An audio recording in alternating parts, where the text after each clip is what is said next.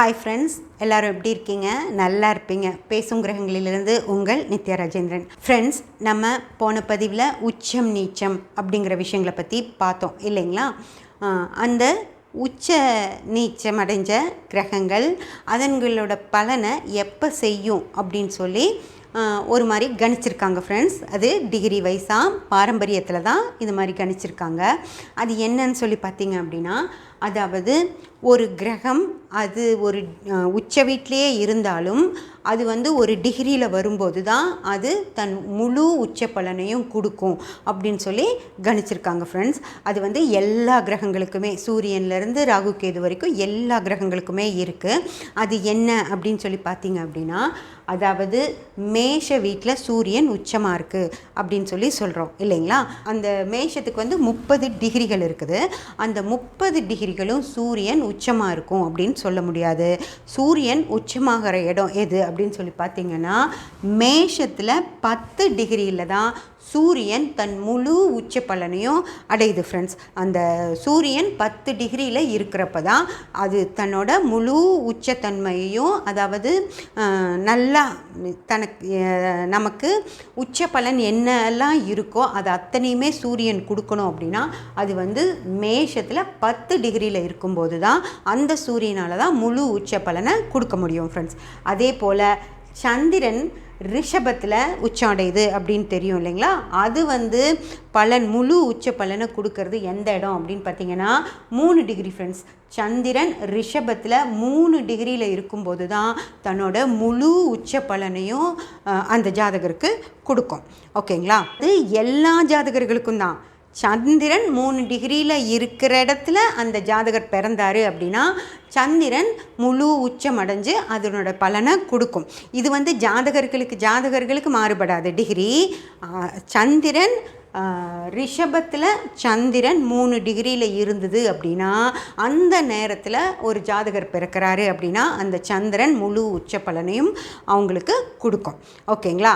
எல்லாருக்குமே ஒன்றே தான். எல்லா இடத்துலையுமே ரிஷபத்தில் சந்திரன் 3 டிகிரியில் இருக்கணும், மேஷத்தில் சூரியன் 10 டிகிரியில் இருக்கணும். அந்த நேரத்தில் அந்தந்த ஜாதகர்கள் பிறந்தாங்க அப்படின்னா அவங்களுக்கு சூரியனோட உச்ச பலன் கிடைக்கும், சந்திரனோட உச்ச பலன் கிடைக்கும். அந்த மாதிரி இப்போ செவ்வாய் அப்படின்னு பார்த்தீங்கன்னா, செவ்வாய் மகரத்தில் தான் உச்சமடையுது.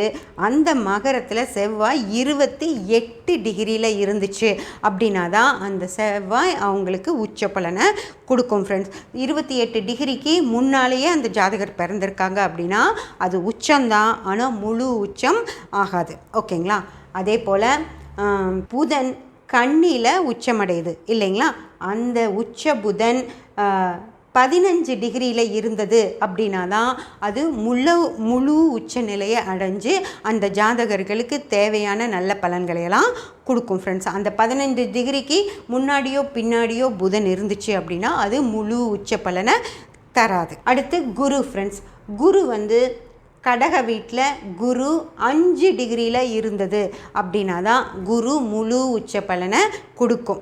5 டிகிரி தாண்டி போயிடுச்சு அப்படின்னா அது உச்சம்தான், ஆனால் முழுமையான உச்சம் அப்படின்னு சொல்லி சொல்ல முடியாது ஃப்ரெண்ட்ஸ். அடுத்து சுக்கிரன்.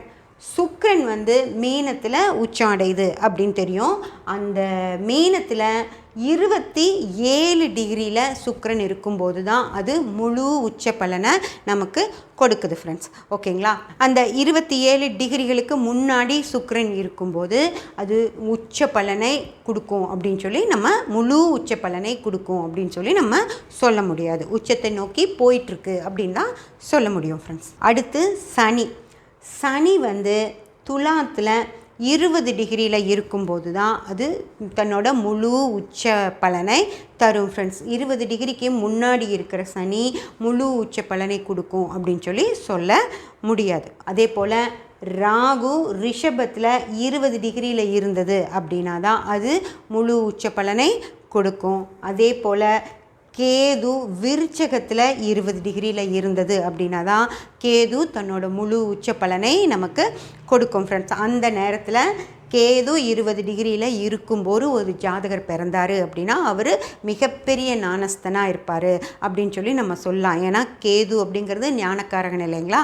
அந்த கேது முழு உச்சனா விருச்சகம் 20 டிகிரியில் இருக்குது அப்படின்னா அந்த நேரத்தில் ஒரு குழந்தை பிறந்துச்சு அப்படின்னா ஒரு ஞானஸ்தனாக இருக்கும் அப்படிங்கிறது ஒரு கணிப்பு.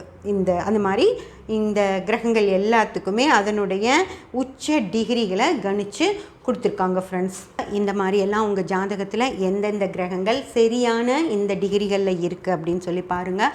அப்போ தான் உங்களுக்கு அந்த முழு உச்ச பலன் அப்படிங்கிற விஷயம் கிடைக்கிறதுக்கான வாய்ப்பு இருக்குது ஃப்ரெண்ட்ஸ். இப்போது நம்ம இந்த உச்சம் நீச்சம் அப்படிங்கிற விஷயங்களையெல்லாம் நம்ம பார்த்தோம் இல்லைங்களா. ஒரு ஜாதகத்தில் சூரியன் உச்சமாக இருக்குது அப்படின்னு சொல்லி சொல்கிறாங்க அப்படின்னு வச்சுக்கோங்களேன்.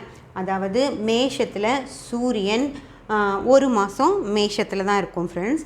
அந்த மேஷத்தில் சூரியன் ஒரு மாதம் இருக்கும்போது சூரியன் உச்ச சூரியன் உச்சமாக இருக்குது அப்படின்னு சொல்லி எடுத்துக்கலாம். சூரியன் மேஷத்தில் இருக்கிறப்போ நிறைய ஜாதகர்கள் பிறந்திருப்பாங்க இல்லைங்களா. அந்த ஜாதகர்களுக்கெல்லாம் உச்ச சூரியன் என்ன மாதிரியான வேலையை செஞ்சிச்சு அப்படின்னு சொல்லி பார்த்தோம் அப்படின்னா, அதாவது அப்பா அப்படிங்கிற விஷயந்தான் சூரியன். அப்பா அதுவும் உச்சம் அப்படின்னாலே அந்த இடத்துல பொருளாதார நிலை அப்படின்னு வந்துடும். அப்படி பொருளாதார நிலையில் மிக சிறப்பாக அவங்க அப்பா இருக்காரா உச்ச சூரியன் இருக்க பெற்ற ஜாதகர்களுக்கு அப்படிங்கிற ஒரு விஷயத்தையும் பார்க்கணும். ரெண்டாவது, உச்ச சூரியன் அப்படின்னா இவங்களே கவர்மெண்ட் மூலியமாக நிறைய பணம் சம்பாதிக்கக்கூடியவங்களா இருப்பாங்க ஃப்ரெண்ட்ஸ். அதாவது கவர்மெண்ட் கொடுக்குற இந்த டெண்டர்ஸ் எல்லாம் எடுத்து அதன் மூலியமாக சம்பாதிக்கிறவங்களா இருப்பாங்க. இல்லை கவர்மெண்ட்டில் நல்ல வேலைகள், ஏன்னா உச்ச சூரியன் இல்லைங்களா, நல்ல வேலைகளில் இருக்கக்கூடியவங்களாக இருப்பாங்க. அந்த மாதிரி கவர்மெண்ட்டில் மிகப்பெரிய ஆஃபீஸர்ஸாக இருக்கக்கூடிய நிலையில் இருப்பாங்க. அதாவது கலெக்டரு, ஐபிஎஸ் ஆஃபீஸர்ஸு, அந்த மாதிரி மிக சிறப்பான ஒரு வேலையில் இருக்கக்கூடியவங்களாக இருப்பாங்க அப்படின்னு சொல்லி இந்த உச்ச சூரியன் இருக்கக்கூடிய ஜாதகர்கள் எல்லாருமே அந்த மாதிரி தான் இருப்பாங்க அப்படின்னு சொல்கிறாங்க. அதெல்லாம் சூரியன் உச்சமடைஞ்ச இடத்துல பிறந்தவங்க எல்லாரும் அந்த மாதிரி இருக்காங்களா அப்படின்னு சொல்லி முழுமையெல்லாம் சொல்ல முடியல ஃப்ரெண்ட்ஸ். நிறைய ஜாதகங்கள் இந்த மாதிரி உச்சமடைஞ்ச சூரியன் இருக்கிற ஜாதகர்கள் மிக மிக நார்மலாக, அதாவது கவர்மெண்ட் பக்கமே போகாதவங்களா கூட இருக்காங்க. அதெல்லாம் இந்த ஜாதகங்கள் வருது இல்லைங்களா, அதை பார்க்குறப்போ நமக்கு அது புரியும். அதனால தான் ஜாதகத்தில் சூரியன் உச்சமாக தான் இருக்கும், ஆனால் அவங்களுக்கு அந்த மாதிரியான பலாபலன்கள் கிடைச்சதா அப்படின்னு பார்த்தீங்கன்னா அது இல்லை. அது மாதிரி நிறைய ஜாதகர்களை நம்ம பார்த்துட்டோம் ஃப்ரெண்ட்ஸ். அதே போல தான் சந்திரன் ரிஷபத்தில் உச்சமடைஞ்ச நிலையில் இருக்கிற ஜாதகர்களுக்கு அம்மா அப்படிங்கிற விஷயம் சிறப்பாக இருக்கிறதோ, இல்லை மனோகாரகனான சந்திரன் உச்சமாக இருக்கனால அவங்க அதி புத்திசாலியாக, இல்லை எல்லா விஷயத்துலேயும் பாசிட்டிவாக எடுத்துக்கக்கூடியவங்களாக இருக்காங்களா. ஏன்னா மனோகாரகன் இல்லையா சந்திரன், அப்போது எந்த ஒரு விஷயத்தையும் பாசிட்டிவாக தானே அவங்க பார்ப்பாங்க.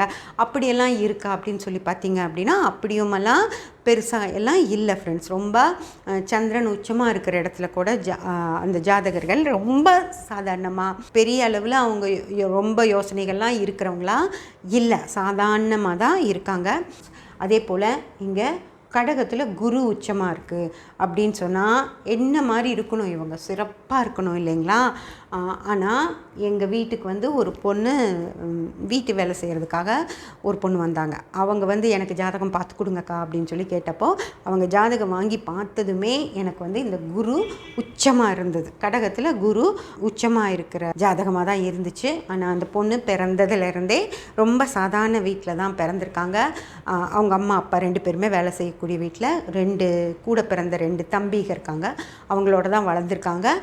அதுக்கப்புறம் அவங்கள ஒரு திருமணம் செஞ்சு கொடுத்ததும் ஒரு சாதாரணமான ஒரு கேபிள் போடுறவருக்கு தான் திருமணம் பண்ணி கொடுத்துருக்காங்க. ரொம்ப சிம்பிளான வருமானம் தான். அவரும் வேலை செய்கிறாரு, அந்த பொண்ணும் வேலை செஞ்சால் தான் அவங்க ஃபேமிலி நடத்த முடியும் அப்படின்னு சொல்லி அவங்களுக்கு 2 பொன் குழந்தைகள் 2.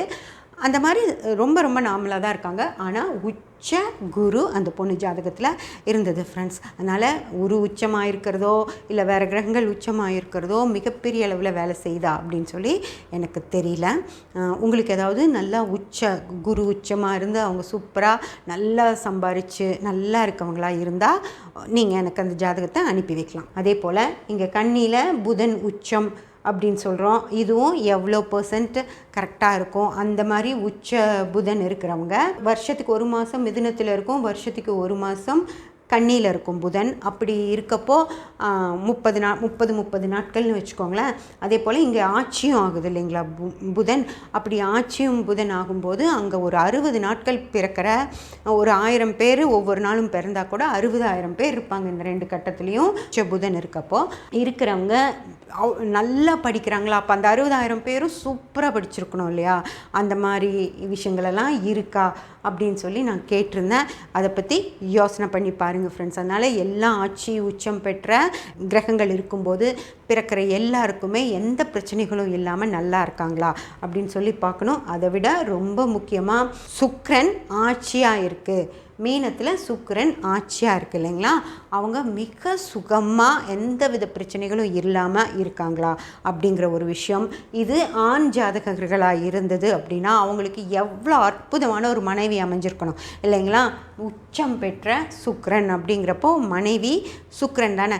அவங்க அந்த ஆண் ஜாதகர்களோட மனைவிகள் மிக சிறப்பாக சம்பாரித்து கொடுக்குறவங்களாகவும் இருக்கணும், அந்த ஆணை வந்து ரொம்ப சந்தோஷமாக பார்த்துக்கிறவங்களாகவும் இருக்கணும். உச்சம் பெற்ற சுக்கிரன் இருக்கிற ஜாதகர்கள் எல்லாத்துக்குமே மனைவி அப்படி தங்கமானவங்களா, மிக சிறப்பாக அவருக்கு தேவையானது எல்லாம் செஞ்சு கொடுக்குறவங்களா, அவருக்கு பிடிச்ச மாதிரி நடந்துக்கிறவங்களா, அதே போல் சம்பாரிச்சும் கொடுக்குறவங்களா. ஏன்னா உச்ச சுக்கிரன் அப்படின்னு சொல்கிறப்போ சம்பாரிச்சும் கொடுக்கணும், பொருளாதார ரீதியாகவும் அவங்க நல்லா இருக்கணும் இல்லைங்களா? அந்த மாதிரி மனைவிகள் வாய்க்கப்பெற்ற ஆண் ஜாதகர்கள் இருக்காங்களா? அது ஒரு 100ல் ஒருத்தர் தான் மனைவியோட எந்த பிரச்சனையும் இல்லைன்னு சொல்லுவாங்க. மிச்ச வர்றவங்கெல்லாம் பார்த்தீங்க அப்படின்னா ஒய்ஃபோட ஏதோ ஒரு பிரச்சனை இருக்குது, ஏதோ ஒரு விதத்தில் நிறைய செலவு பண்ணுறாங்க அப்படின்னு சொல்லுவாங்க. வெட்டியாக நான் கஷ்டப்பட்டு சம்பாதிக்கிறேன் மேடம், அவங்க வெட்டியாக செலவு பண்ணிகிட்ருக்காங்க அப்படின்னு சொல்லுவாங்க. ஒன்றும் இல்லை, ஒரு சமைச்சா கூட மிச்சமாகறதெல்லாம் எடுத்து கொட்டிடுவாங்க. அது அளவாக செஞ்சு சாப்பிட்லாம் இல்லையா? வீண் பண்ணுறாங்க, அதெல்லாம் வேஸ்ட்டாக போகுது, இப்போ வைக்கிற விலைவாசிக்கு எல்லாம் வேஸ்ட் ஆகுது அப்படின்னு சொல்லுவாங்க. அந்த மாதிரி அந்த சுக்கிரன் மேலே ஒரு அதிருப்தியோடு இருக்கிற ஆண் ஜாதகங்கள் நான் நிறைய பார்த்துருக்கேன் ஃப்ரெண்ட்ஸ். அதனால் உச்சம் பெற்ற கிரகங்கள் அப்படின்னோ, அதே போல் நீச்சமடைஞ்ச கிரகங்கள் முழுமையாக கெட்டு தான் போயிடுச்சு அப்படின்னு சொல்லியும் விஷயங்களெல்லாம் கிடையாது. கிரகம் நீச்சமாக இருக்கும், ஆனால் அந்த ஜாதகர்கள் நல்லா இருப்பாங்க. அந்த மாதிரியும் நிறைய ஜாதகங்கள் இருக்குது. அதனால் இந்த உச்சம் நீச்சம் அப்படிங்கிற விஷயம் எந்த அளவுக்கு ஒர்க் அவுட் ஆகும் பாரம்பரியத்தில் அப்படின்னு சொல்லி கன்ஃபார்மாலாம் நம்மளால் சொல்லவே முடியாது ஃப்ரெண்ட்ஸ். நீச்சம் பெற்ற ஜாதகங்கள் நல்லாயிருக்கும், உச்சம் பெற்ற ஜாதகங்கள் ரொம்ப சிரமத்துலேயும் இருக்கும். அதனால் இந்த பாரம்பரியத்தில் இந்த விஷயத்தை மிக சிறப்பு அப்படின்னு சொல்லி நம்ம எடுத்துக்கவே முடியாது ஃப்ரெண்ட்ஸ். ஓகே, சப்ஸ்கிரைப் பண்ணி பெல் பட்டன் ப்ரெஸ் பண்ணி வச்சுக்கோங்க. அப்போ தான் நான் போடுற எல்லா பதிவுகளும் உங்களுக்கு கிடைக்கும். லைக் பண்ணி ஷேர் பண்ணி கமெண்ட் பண்ணிங்க அப்படின்னா எனக்கு சப்போர்ட்டிவாக இருக்கும். Thank you friends.